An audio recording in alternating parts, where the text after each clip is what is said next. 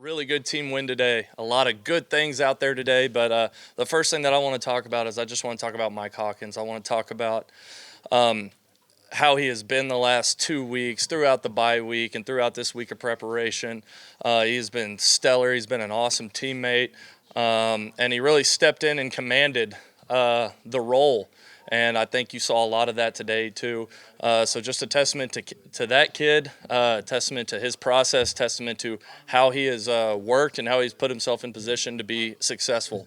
It was awesome today to get Jay Knott going too. I mean, again, he's someone that I think I've bragged on the last 2 weeks just from how he's been at practice, his mindset at practice, how he really attacked those moments in those situations. And I think he did a lot of really good things today. So I think a lot of awesome things that we can build on from an offensive standpoint. But I just really wanted to point out those two guys because they put in an unbelievable amount of work the last 2 weeks. And so I'm really proud of them, proud of this team win. And with that, I'll take some questions. And talk about your start. You score your first 5 possessions, 3 are field goals. So how do you look at that as an offensive coordinator? How do I look at that? You went 5 for 5 scoring on those. I believe it was 2 touchdowns and 3 field goals. And our goal is to end every single drive with a kick. Right, every single drive with the kick, and you're hoping it's a PAT and not a field goal.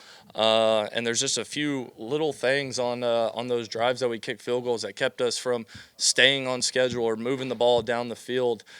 Things that we got to clean up. But at the end of the day, whenever you have Tate Sandell, who's just absolute nails out there, right? He's a great kid. He exudes confidence, and I don't think anyone on our sideline has zero doubt whenever he walks out there that he's going to make that field goal.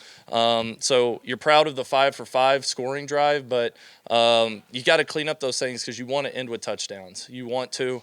That's the standard here, and we got to clean some things up in order to finish with the ball in the end zone. And what were some of the things that you liked that Michael did, and what were maybe some areas that you hope he can improve upon? I thought Mike operated really well today. I thought he had great command out there, and he showed that throughout the last 2 weeks. But I thought he went out there. I didn't think the moment was too big for him at all, and I think that goes back to a lot of things that happened last year with him. He kind of got some of those probably jitters out of the way, but he went out there and he led and he competed well. For the most part, he was really good with his feet and his eyes. I think there's a few throws on film that he's going to wish that he had back, but for the most part, other than a few things that come to mind, I mean, he was really pretty clean today, and so great preparation, but I thought he commanded, I thought he led really well. How was the communication with him on the sidelines and in the helmet? Did you learn anything new about him, in a game setting?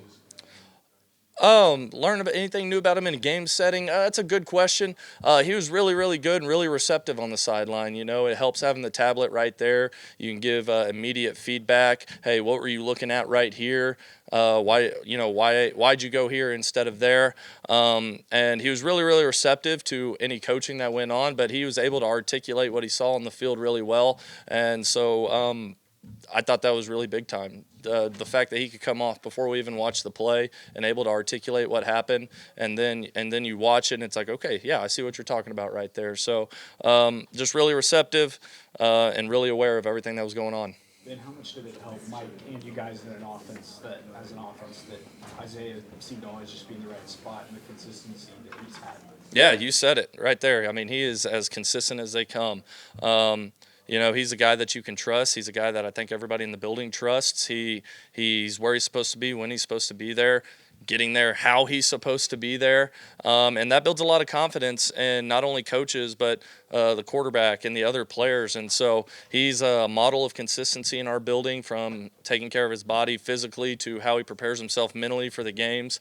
I think I've said it maybe the last 2 or 3 weeks, everything good that's happening to him, it's not just because, he's lucky or something. He puts in the work and reaps the benefits of it. And OU, Texas, Red Bull rivalry, Arlington, all these eyes of the nation, huge game. A couple of years ago, 34-30. There's often high-scoring games. How does that kind of game excite you as an offensive coordinator? I'm excited to get down there and get to be a part of the tradition that goes with it, the history that goes with it, the pageantry that goes with it. I think it's something that's really really good for college football. But you can't look at it. I mean, through a different lens. I mean, it's our next opponent. We have to prepare and we have to put these kids in position to go be successful and ultimately win the game. I am excited for it, but what I'm excited for is our players get to go play in this game and be in these moments.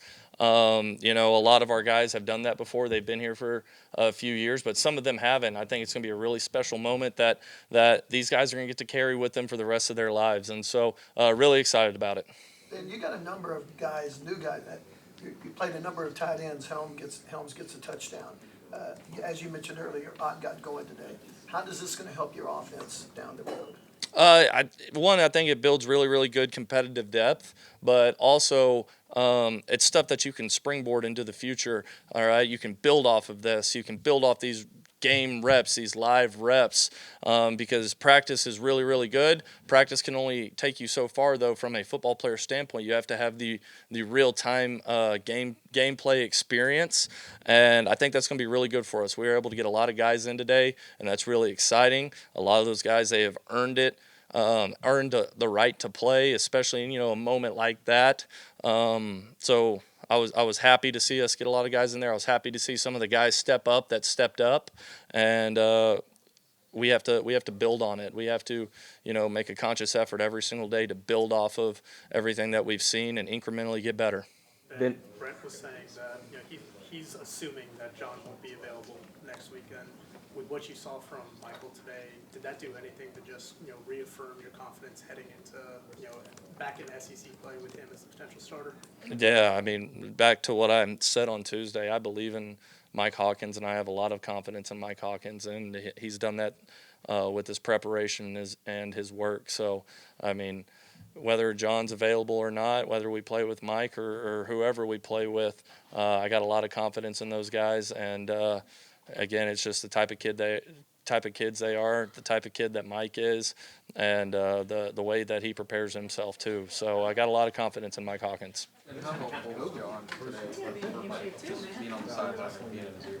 Oh, it was huge. It was huge. I mean, whenever you talk about the day as a whole, our morning walkthroughs, right? Just sitting there and constantly just giving good little nuggets of advice. Whenever we're out there on the sideline, I think I heard it like 12 times today. Dude, that was freaking awesome.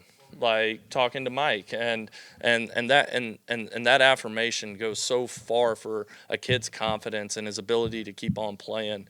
And John was great for the entire team too. I've said in the past about him, he's just always wanting to be the best leader that he possibly can and the best teammate that he possibly can for everybody. And I thought he did that today. And you mentioned Jaden Ott earlier.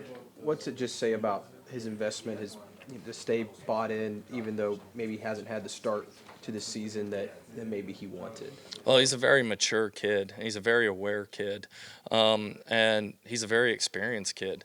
He knows what it looks like and what it doesn't look like, and the way that he's practiced the last 2 weeks, is what it looks like. The way he's prepared is what it looks like, and so he's very mature. He's very aware, and so. I think it speaks a lot to him as a kid, as a young man, and I love what I've seen from him, both football and personally here as of lately, and so I'm really excited for him. What does he bring to this offense? It seems like he's got quite a bit of juice when he's got the ball in his hand. Yeah, I mean, yeah, you said he's got some really good juice to him. He's got great awareness whenever the ball's in his hand.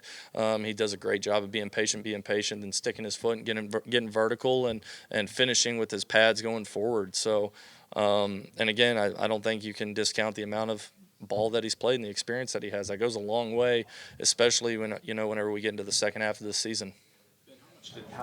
Getting the offensive line that you had for Michigan back as a starting group today helped for getting the run game going, but also setting up for next week.